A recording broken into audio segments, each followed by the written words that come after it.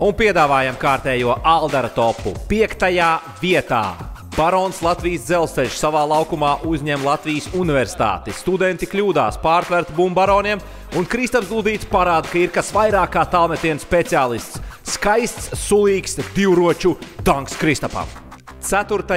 vietā Jūrmala Fēniks savā laukumā uzņem Valka Valga. Jaunais tālmetienu karalis Keisijs Roberts met no stūra, bet šoreiz netrāpa, un vietā ir aģents 0011 Andrew Šmits, kurš pielabo partneru atstātās nekārtības. 3. vietā Valmieras ātrais pretuzbrukums pret Jēkabpili. Akselim Vairugam tūlīt būs 2 viegli punkti, bet Jēkabpilietis Modestas Kumpi saka: Nē, Akseli, šī nebūs tava lielā diena. Un pirmajās 2 vietās šoreiz Aldara topā iziesim ārpus Latvijas basketbola līgas. Vispirms nonākam Vitorijā. Eirolīgas mačs. Laboral Kuča savā laukumā pret Maskavas apgabalu Himki.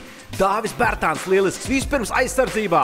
Bloķēts metiens un pēc tam arī pielabotais tanks uzbrukumā. Bet viss sākās ar sulīgu bloku aizsardzībā pret vienu no Somijas izlases līderiem Koponenu. Hasta la vista, Peterī!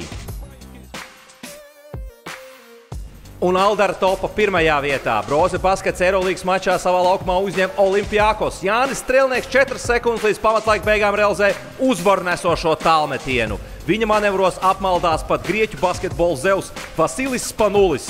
Sveiki, Olimpiakos! Mani sauc Jānis Strelnieks. Paldies un uz redzēšanos!